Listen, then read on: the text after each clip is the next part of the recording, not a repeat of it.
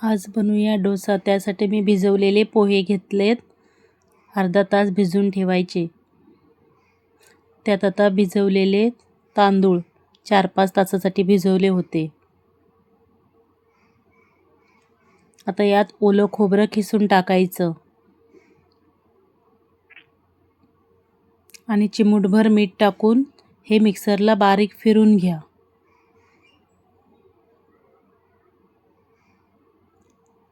आता याची पेस्ट तयार आहे. आता तुम्ही याचे डोसे वळवून घ्या. 1 चमचा मीठ टाका. आधी टाका किंवा पीठ झाल्यावर.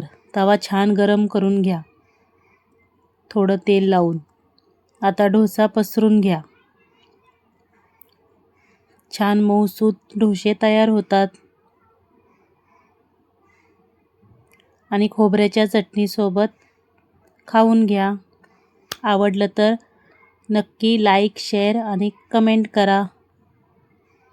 आणि चॅनलला सबस्क्राईब नक्की करा. थँक्यू. आता मी सर्व डोसे बनवून घेते. तुम्हीही बनवून पहा, करून पहा.